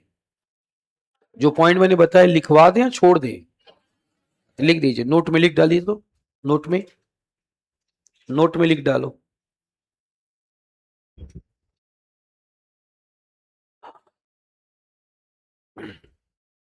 ठीक है, अगला पॉइंट लिखना। देखो नोट में पॉइंट नंबर 1, अरावली पर्वत, अरावली पर्वत विभिन्न प्रकार के खनिजों, अरावली पर्वत विभिन्न प्रकार के खनिजों जैसे, जैसे तांबा, चांदी, जैसे तांबा, चांदी, तांबा, चांदी, चांदी, सीसा, जस्ता, सीसा, जस्ता, सीसा, जस्ता, चूना पत्थर, चूना पत्थर, चूना पत्थर, संगमरमर, बालू पत्थर, चूना पत्थर, संगमरमर, बालू पत्थर के खनन के लिए, के खनन के लिए, खनन के लिए जाना जाता है। खनन के लिए जाना जाता है, जाना जाता है, खनन के लिए जाना जाता है, ठीक है, जाना जाता है, ठीक है। अगला चलो, ये हो गया हमारा सारा का सारा पर्वत और पर्वत के प्रकार। क्या हो गया हमारा? पर्वत और पर्वत के प्रकार हो गया। अब हम पर्वत के बाद चलेंगे पठार की तरफ। कहाँ चलेंगे? पठार की तरफ। एक लोग पूछे नीलगिरी, हाँ नीलगिरी को जरूर मान सकते हो कि नीलगिरी पुराना पर्वत है। कैसा पर्वत है नीलगिरी? पुराना पर्वत है। तो नीलगिरी अगर पुराना पर्वत है तो नीलगिरी को हम अवशिष्ट पहाड़ियां बोल सकते हैं। लेकिन धूपगढ़, पारसनाथ, धूपगढ़ और पारसनाथ ये पीक के एग्जाम्पल हैं। किसके एग्जाम्पल हैं? पीक के एग्जाम्पल हैं। चोटी के उदाहरण है, पर्वत नहीं है। पर्वत और चोटी में अंतर होता है। क्या होता है? अंतर। चोटी क्या होता है? पर्वतों का क्या होता है? सबसे ऊपर का हिस्सा चोटी होता है। और एक होता, सुनो, एक होता पर्वतमाला या पर्वत रेंज, पर्वत श्रृंखला। वैसे पर्वत जो लंबे दूरी तक फैले होते हैं उसे पर्वत रेंज बोलते हैं, पर्वतमाला बोलते हैं। एक होता पर्वतों का समूह, एक ही साथ जहां पे कई पर्वत इकट्ठे होते हैं उसे क्या बोलते हैं? पर्वतों का समूह बोलते हैं। पहाड़ी, पर्वत की तुलना में ऊंचाई क्या होती है? कम होती है, उसे हिल्स या पहाड़ी कहते हैं। आई बात समझ? हे डालिएगा पठार, हे डालिएगा पर्वत के बाद पठार, पर्वत के बाद पठार, प्लेटू।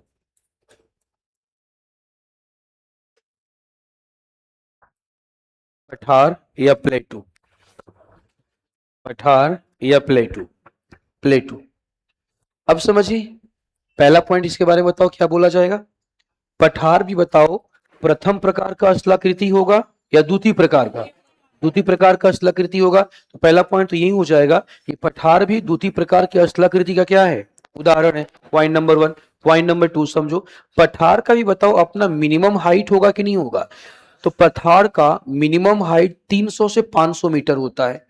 300 से 500 मीटर के बीच में कुछ भी लिखा है ठीक होगा। 500 मीटर लिखा है तब भी ठीक है, 400 मीटर लिखा है तब भी ठीक है, 300 मीटर लिखा है तब भी ठीक है। तो हम क्या बोलेंगे कि द्वितीय प्रकार की एक ऐसी स्थलाकृति जिसकी ऊंचाई 500 मीटर से क्या होती है? 500 मीटर से ज्यादा होती है, किंतु ऊपर वाला भाग पीक नहीं होगा। याद करो क्या बताया था? ऊपर वाला हिस्सा पीक होगा या बिल्कुल सपाट होगा। ऊपर वाला हिस्सा सपाट होता है, उसी को पठार कहा जाएगा।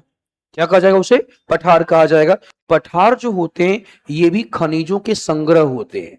पठारों में भी कई प्रकार के खनिज पाए जाते हैं और कई प्रकार के पठार भी पाए जाते हैं। जैसे, ठीक है, जैसे, बातों को समझना ध्यान से। जैसे अगर हम डिस्कशन करें आपका, एक पठार होता है अंतर पर्वतीय पठार, एक पठार होता है इंटर माउंटेन प्लेटू या अंतर पर्वतीय पठार होता है आपका। बिपिन पटेल, लगे तुम पगला वगला गए हो क्या? हैं? स्कॉटलैंड का हाईलैंड तुम बोल रहे हो? हाईलैंड पर्वत होता है, पठार होता है। जब तुमने बोल दिया हाईलैंड, क्या बोल दिया? हाईलैंड बोल दिया। हाईलैंड बोल दो, टेबललैंड बोल दो, ठीक है। हाईलैंड और टेबललैंड अगर कहीं पे लिखा हुआ है तो पर्वत नहीं होता, वो क्या होता है? पठार होता है, ठीक है। हम बोल रहे हैं अवशिष्ट पर्वत, तुम बोल रहे हो आपका स्कॉटलैंड का हाईलैंड भी आपका होगा, कुछ नहीं होगा, ठीक है। पता नहीं कहां से पड़े हुए तो। पठार हम बोल रहे हैं, देखो सारे बच्चे सुन लो, जहां भी लिखा हो हाईलैंड लिखा हो, क्या लिखा हो? हाईलैंड और टेबललैंड। उच्च भूमि लिखा हो और टेबललैंड लिखा हो, समझ जाना वो पठार का एग्जाम्पल है या प्लेटू का एग्जाम्पल है। किसका एग्जाम्पल? प्लेटू का। जब तक उसके आगे हिल्स ना लिखा हो, जितने भी पर्वत आप देखोगे ना, सारे पर्वतों के आगे हिल्स लिखा होगा। क्या लिखा होगा? हिल्स लिखा होगा, ठीक है। हिल्स लिखा होगा या तो माउंटेन लिखा होगा, या तो पहाड़ी लिखा होगा, या तो पर्वत लिखा होगा। जहां पे हाईलैंड आ गया, इसका ऐसे समझो, जहां पे हम लोग देखो, जहां पे आप बैठे हो, आप बैठो जहां पे मैं खड़ा हूं, मेरा वाला स्थान आपकी तुलना में ऊंचा है कि नहीं है? इसी को बोलते हैं हाईलैंड। अब बताओ ये वाला जो ऊंचा है, ये वाला जो ऊंचा है, ये बताओ ऊपर से पीक वाला है या सपाट है? सपाट है, इसी को तो पठार कहते हैं। इसी को हम क्या बोलते हैं? इसी को हम पठार बोलते हैं। तो एक पठार होता है अंतर पर्वतीय पठार। शब्दों में देखो क्या लिखा हुआ? अंतर पर्वतीय पठार। अंतर पर्वतीय पठार यानी कि पर्वतों के अंदर, सुनते जाना जाए, पर्वतों के अंदर उपस्थित पठार, पर्वतों के अंदर उपस्थित पठार। सारे बच्चे समझना, पर्वतों के अंदर उपस्थित पठार। अब बताओ अगर कोई पठार पर्वत के अंदर है इसका मतलब बताओ उस पठार के चारों तरफ क्या है? बोलो फिर, देखो फिर से सुनो। हमने बोला कि एक पठार है जो पर्वत के अंदर बैठा है, तो पर्वत के अंदर बैठने का मतलब क्या हुआ कि वो जो पठार है वो चारों तरफ किससे घिरा हुआ है? पर्वत से घिरा हुआ है। तो हमने बोलेंगे हम लोग कि चारों तरफ पर्वत से घिरा हुआ पठार, चारों तरफ पर्वत से, चारों तरफ पर्वत से घिरा हुआ पठार, चारों तरफ पर्वत से घिरा हुआ पठार। वैसे पठार जो चारों तरफ पर्वत से क्या होते हैं? घिरे होते हैं, वैसे पठारों को कहा जाता है अंतर पर्वतीय पठार। क्या कहा जाता है? अंतर पर्वतीय पठार। अब हमें अंतर पर्वतीय पठार का क्या चाहिए? अंतर पर्वतीय पठार का हमें एग्जाम्पल चाहिए। एशिया का मैप निकालेंगे आप सभी लोग, एशिया का मैप निकालिए, एशिया का मैप आप लोग निकाल लीजिए।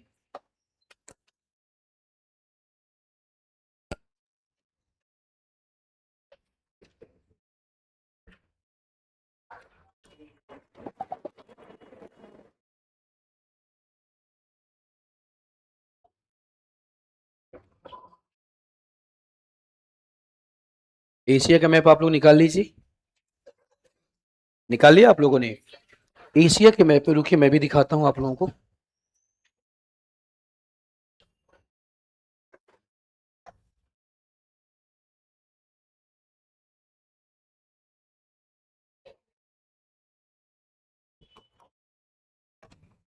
चलिए, ये वाला हिस्सा हमारा क्या हो गया?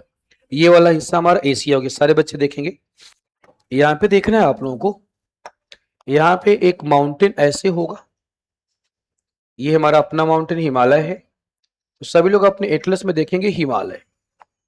आप लोग अपने एटलस में देखिएगा एक माउंटेन, माउंटेन का नाम है हिमालय। हिमालय माउंटेन दिख गया आप लोगों को?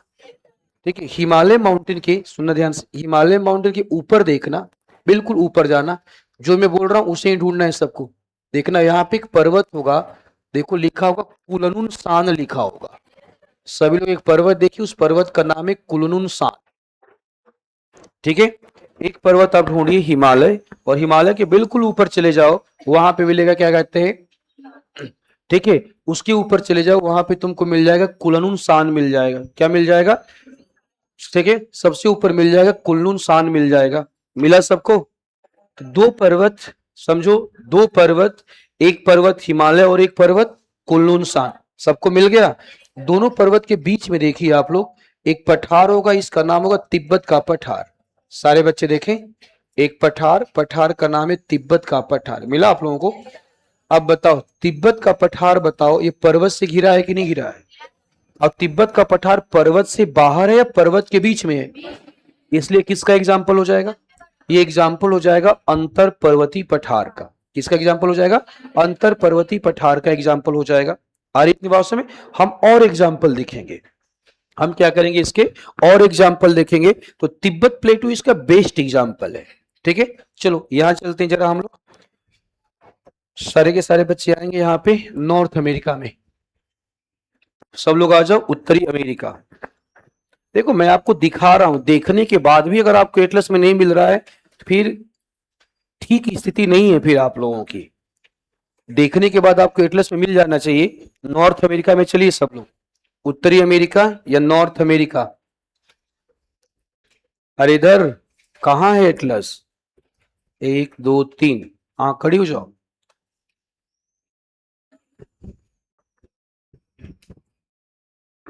प्रॉमिस किया था ना तुम लोगों ने कि एटलस लेके आएंगे, कहाँ गया एटलस?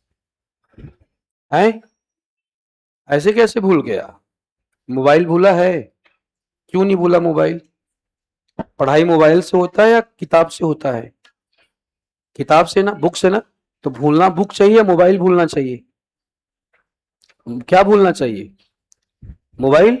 वो तो नहीं भूलता कभी, कभी मोबाइल नहीं भूलता है। आज जिससे आपका सिलेक्शन होने वाला है वो भूल जा रहा है आपका, कल से नहीं भूलेगा ना? पक्का? अब भूल गया तो क्लास से बाहर चले जाइएगा, बिना कुछ बोले। बोले सर हम भूल गए हैं, हमने प्रॉमिस किया था कि हम क्लास से बाहर जा रहे हैं, हम जा रहे हैं। ठीक है ना, बैठ जाइए। और कौन कौन भूला है? और कौन कौन है जो भूल गया है एटलस? कुछ लोगों ने प्रॉमिस किया था कि हम एटलस खरीद लेंगे, ले आएंगे। कहाँ है एटलस तुम्हारा? तुम्हारा कहाँ है? हाँ जी, तुम्हारा कहाँ है? बोलो। है? क्या बोल रही है? नहीं लाए तभी तो खड़ी हैं आप।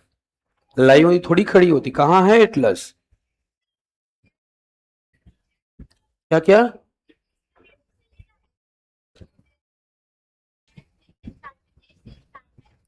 कहीं भी आप लोग एटलस तो चाहिए, चाहे यहां पढ़ो चाहे वहां पढ़ो।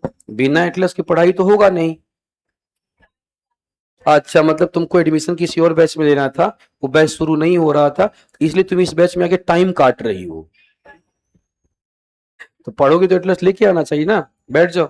और कौन लेके? तुम्हारा जी है? अच्छा, फर्स्ट डे तब कोई बात। इधर अच्छा है तुम्हारा एटलस है? सबको एटलस लेके आना है, कोई भूलेगा नहीं एटलस। ठीक है, नॉर्थ अमेरिका में आ जाना है सारे बच्चे। इधर देखो, नीचे आना है, यहाँ पे मैक्सिको की तरफ आना है। यहाँ देखो, मैक्सिको की तरफ आ जाओ। यहाँ पे एक पर्वत इधर मिलेगा और एक पर्वत देखो इधर मिलेगा। देखो ऐसे, एक मिलेगा सियरा माद्रे ऑक्सीडेंटल और एक मिलेगा सियरा माद्रे ओरिएंटल। दोनों बिल्कुल नीचे। इधर देखो सब लोग, पहले यहाँ पे आ जाओ।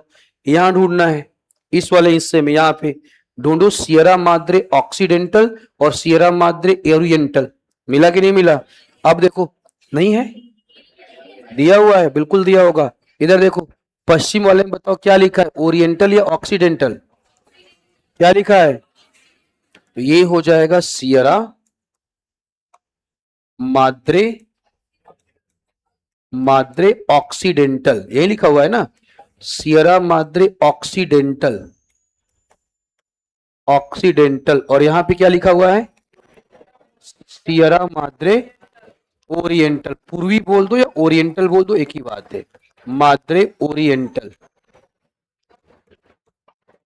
Sierra Madre oriental. सुनते जाओ ध्यान से, सियरा माद्रे ऑक्सीडेंटल और एक है सियरा माद्रे ओरिएंटल। ठीक है, दो पर्वत हो गया ना। देखिए अब देखो सब लोग एटलस में वापस जाओ और देखो, दोनों पर्वतों के बीच में देखो लिखा होगा मैक्सिको का पठार। दोनों के बीच में लिखा होगा मैक्सिको का पठार या मैक्सिकन प्लेटू लिखा होगा। मैक्सिकन प्लेटू या मैक्सिको का पठार। मैक्सिकन प्लेटू या मैक्सिको का पठार। मैक्सिको का पठार। अब बताओ, ये जो मैक्सिको का पठार है, समझना, ये जो मैक्सिको का पठार है, ये पठार बताओ पर्वत के बाहर है या पर्वत के बीच में? पर्वत के बीच में। और अगर ये पर्वत के बीच में है तो किसका एग्जाम्पल होगा? अंतर पर्वतीय पठार का उदाहरण होगा या इंटर माउंटेन प्लेटू का एग्जाम्पल होगा। भारत में हम आएंगे तो दक्कन का पठार। भारत में कौन सा पठार? दक्कन का पठार। पश्चिम में आपका पश्चिमी घाट की पहाड़ी है और पूरब में कौन है? पूर्वी घाट की पहाड़ी। और बीच में कौन बैठा है? दक्कन का पठार बैठा हुआ है। तो भारत में दक्कन का पठार ये अंतर पर्वतीय पठार का उदाहरण है। अब सुनते जाओ, जहां पे मैक्सिको का पठार लिखा हुआ है ना, वहां पे लिख देना विश्व में सर्वाधिक चांदी का उत्पादन। विश्व में सर्वाधिक विश्व में सर्वाधिक चांदी का उत्पादन। विश्व में सर्वाधिक चांदी का उत्पादन। विश्व में सर्वाधिक चांदी का उत्पादन। ठीक है ना? तो मैक्सिको के पठार में चांदी का उत्पादन सबसे ज्यादा होता है। ठीक है, चलिए लिख लीजिए जरा इसे, लिख डेली पठार के बारे में लिखना स्टार्ट कीजिए। पठार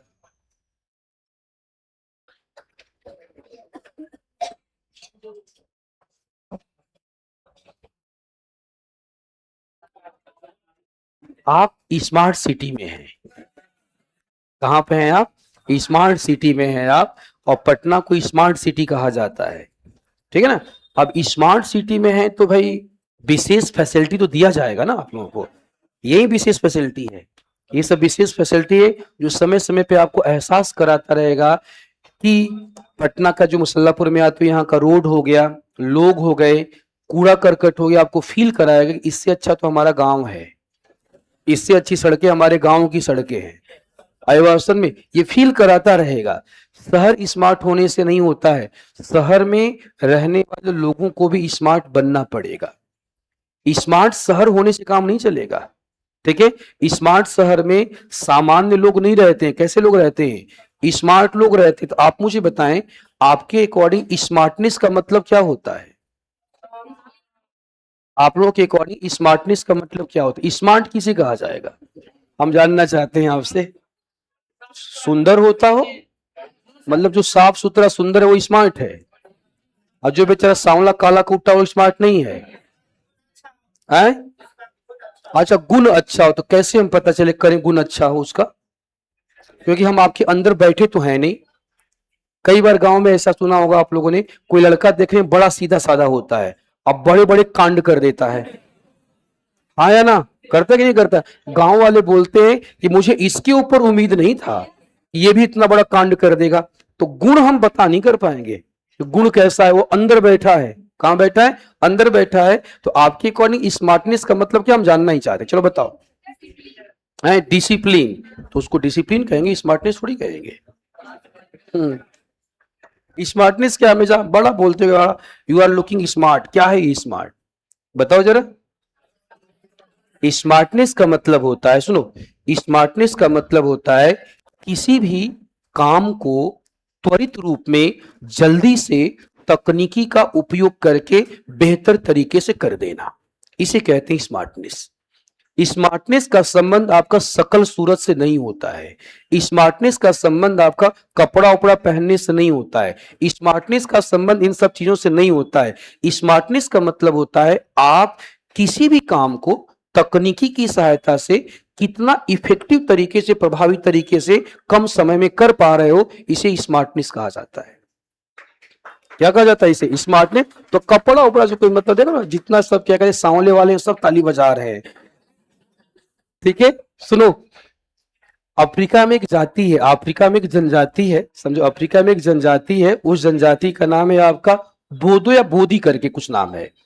उस जनजाति में वो पुरुष सबसे स्मार्ट होगा जिसका पेट बाहर निकला होगा। हाँ, तो वहां के पुरुष कुछ नहीं करते, वहां के पुरुष बस खाना पीना के पेट निकालते हैं। जिसका पेट जितना ज्यादा निकला हुआ है, वह पुरुष उतना सम्मान और उतना स्मार्ट कहलाएगा। आई वास्तव में। और वहां की जो महिलाएं हैं, पेट निकले हुए पुरुषों को पसंद करती हैं। आई वास्तव में। तो वहां के पुरुषों का एक ही काम है, बस सुबह शाम खाना खा के पेट बाहर निकालना, और कोई काम ही नहीं है। क्योंकि जिसका पेट जितना ज्यादा निकला होगा उसको उतना सम्मान दिया जाएगा और वो उतना ही स्मार्ट कहलाएगा। और हमारे इंडिया में क्या है? हमारे इंडिया में क्या कहते हैं, पेट वोट निकल गया तो दिक्कत है, प्रॉब्लम है। हमारे यहाँ इंडिया में आपको लोग जिम जाते हैं, है ना, पूरा बॉडी मेंटेन करते हैं, स्लिम फिट बन जाते हैं। वहां ऐसा कुछ नहीं है। ठीक है, तो हर जगह के लिए स्मार्टनेस की परिभाषा क्या है, अलग अलग है। साइंस में स्मार्टनेस का मतलब होता है यूज ऑफ टेक्नोलॉजी, तकनीकी का उपयोग कीजिए और किसी भी काम को प्रभावी तरीके से, इफेक्टिव तरीके से कम समय में कर दीजिए, उसी को कहा जाता है स्मार्टनेस।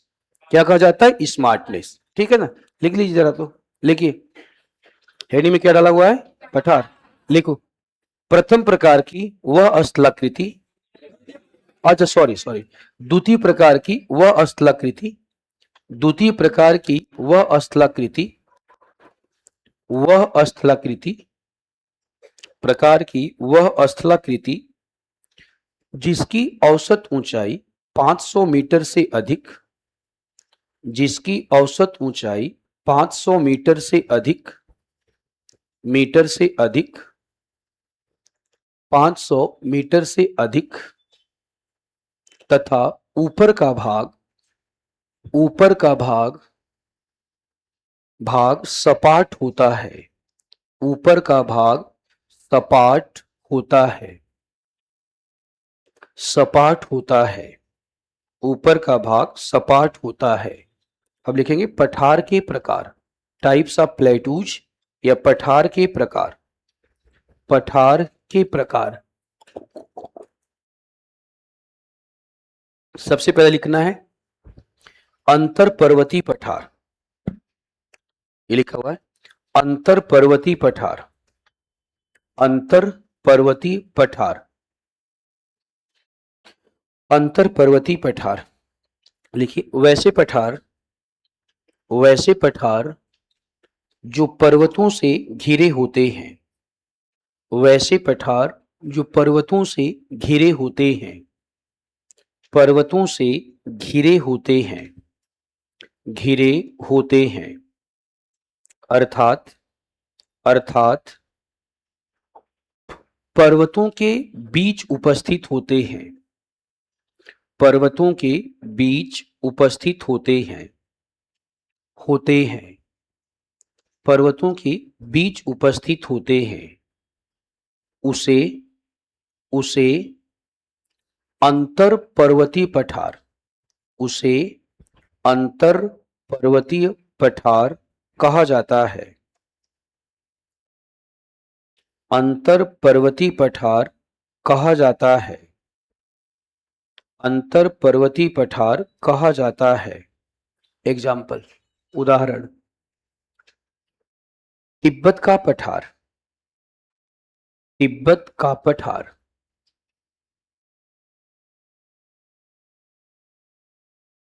तिब्बत का पठार, ब्रैकेट में डालिएगा, ब्रैकेट में यह पठार, तिब्बत का पठार, ब्रैकेट में यह पठार हिमालय पर्वत, यह पठार हिमालय पर्वत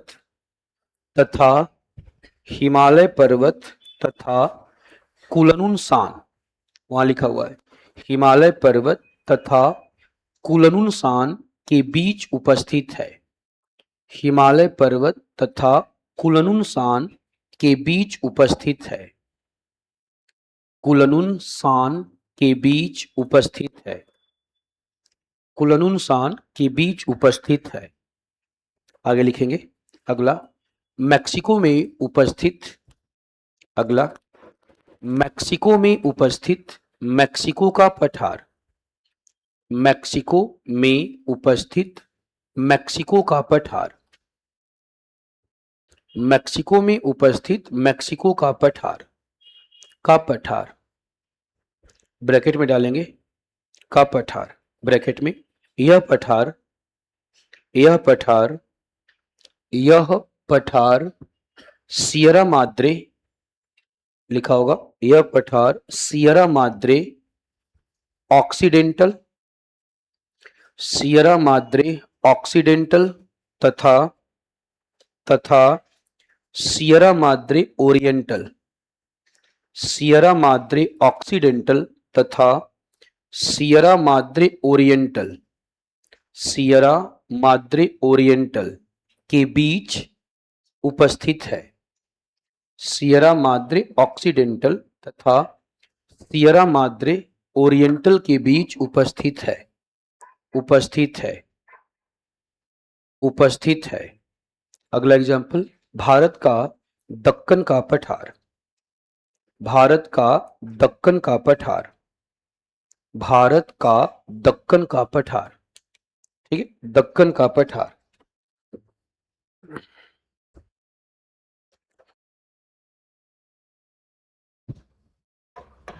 हिंड डाल के छोड़ देंगे आप लोग, पर्वत पदी पठार,